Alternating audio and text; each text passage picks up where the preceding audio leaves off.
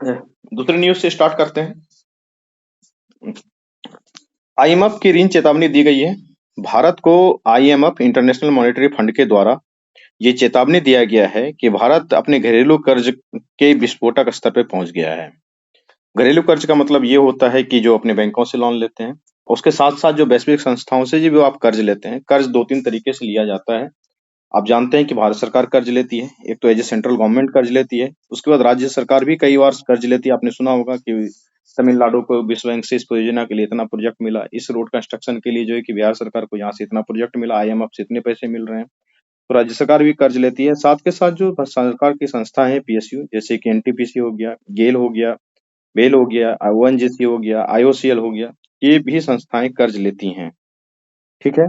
तो ये कर्ज का स्तर जो है कि विस्फोटक स्तर पे पहुंच चुका है। अरे क्या हो गया? ठीक है।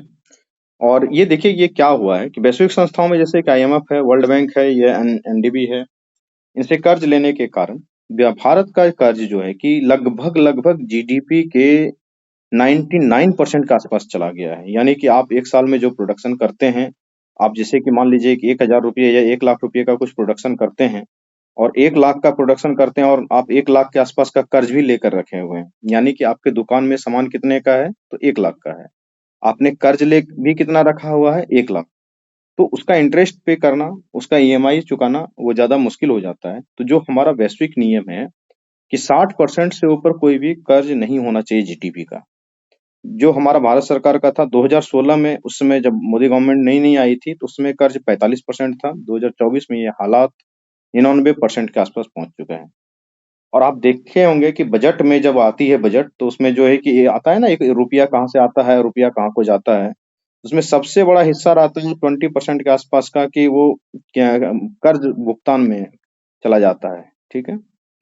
सरकारी ऋण की सीमा निश्चित हो, उससे अधिक अगर सरकार ऋण लेना चाहती है तो उसका कारण बताना होगा। ऐसा डॉक्टर बी आर अम्बेडकर साहब ने संविधान सभा में भी कहा था, लेकिन इसके ऊपर कोई भी कानून वगैरह नहीं बन पाया और हमारी हालात इस तरीके से बद से बदतर होती गई है।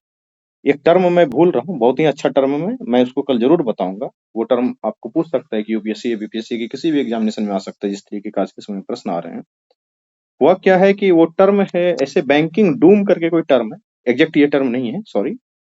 मान लीजिए एक डूम, बैंकिंग डूम करके कोई टर्म है, तो वो टर्म क्या बताता है कि सरकार जब अपने ही बैंकों से कर्ज लेती है, भारत सरकार भी होती है ना, वो पी नोट वगैरह जारी करती है, उससे कर्ज उठाती है। और उसके बाद आरबीआई से भी बहुत सारा कर्ज लेती है, प्रोविजनरी नोट वगैरह जारी करके, जो आप जानते होंगे प्राइमरी मार्केट सेकेंडरी मार्केट से कर्ज उठाती है, भारत सरकार भी कर्ज लेती है।